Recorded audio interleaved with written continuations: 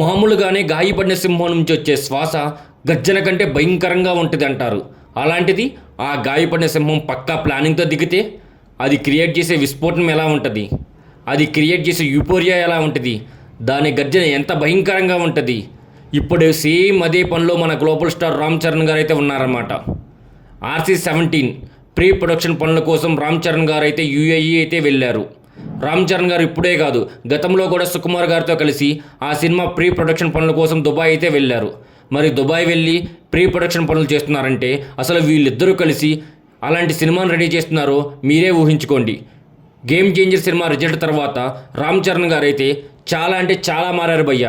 పెద్ద సినిమా కావచ్చు, దాని తర్వాత రాబోయే RC-17 సినిమా గురించి కావచ్చు, ప్రతి విషయాన్ని కూడా చాలా క్షుణ్ణంగా అయితే పరిశీలిస్తున్నారు రామ్ చరణ్ గారు.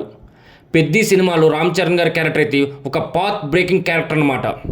దాని తర్వాత రాబోయే RC-17 సినిమా గురించి రామ్ చరణ్ గారి ప్రిపరేషన్ అయితే స్టార్ట్ చేసేశారు.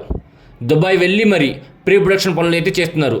మీరే అర్థం చేసుకోండి, వరుసగా 2 కొత్త క్యారెక్టర్స్ అయితే రామ్ చరణ్ గారు ఫిల్మోగ్రఫీకి అయితే యాడ్ అవబోతున్నాయి.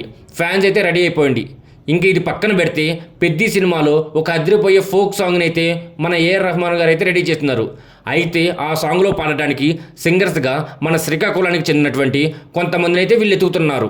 పెద్ద సినిమా శ్రీకాకుళం బ్యాక్డ్రాప్లో వస్తున్న సినిమా, అది అందరికీ తెలిసింది. సాంగ్స్లో కూడా నేటివిటీ మిస్ అవ్వకూడదనే ఉద్దేశంతో వీళ్ళైతే దాన్ని ఆ రూల్ని పాటిస్తున్నారు. ఇంకా జూన్ 1st వీక్ నుంచి రామ్ చరణ్ గారు జాన్వీ కపూర్ గారి కాంబినేషన్లో రామ్ చరణ్ గారికి మోస్ట్ ఫేవరెట్ కొరియోగ్రాఫర్ అయినటువంటి జానీ మాస్టర్ కొరియోగ్రాఫర్లో ఒక మాస్ సాంగ్ని అయితే వీళ్ళైతే షూట్ చేయబోతున్నారు. ఇంకా ఇవన్నీ పక్కన పెడితే రామ్ చరణ్ గారి ఫ్యాన్స్కి ఇంకో హైప్ ఎక్కించే విషయం ఏంటో చెప్పనా?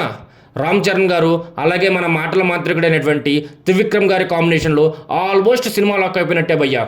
రామ్ చరణ్ గారు త్రివిక్రమ్ గారు అనగానే నాకు ఫస్ట్ గుర్తొచ్చే cinema Vinaya Vidheya Rama audio pre release event. ఆ రోజు త్రివిక్రమ్ గారు స్టేజ్ ఎక్కి రామ్ చరణ్ గారి గురించి ఇచ్చిన ఎలివేషన్ అయితే ఏదైతే ఉందో అది ఈ రోజుకి కూడా ప్రతి రామ్ చరణ్ గారి ఫ్యాన్స్ అయితే అసలు మర్చిపోరు భయ్యా. మరీ స్టేజ్ మీదే ఆ రేంజ్లో ఎలివేషన్ ఇచ్చాడంటే మరి సినిమా తీస్తే ఏ రకంగా ఉంటుందో మీరే ఊహించుకోండి. కానీ ఇది చూడాలంటే మనకి కొన్ని రోజులైతే వెయిట్ చేయాల్సిందే. సరే, మరి ఇంకా లాస్ట్లో మరి దీనిపై మీరైతే ఏమనుకుంటున్నారో కామెంట్ చేయండి.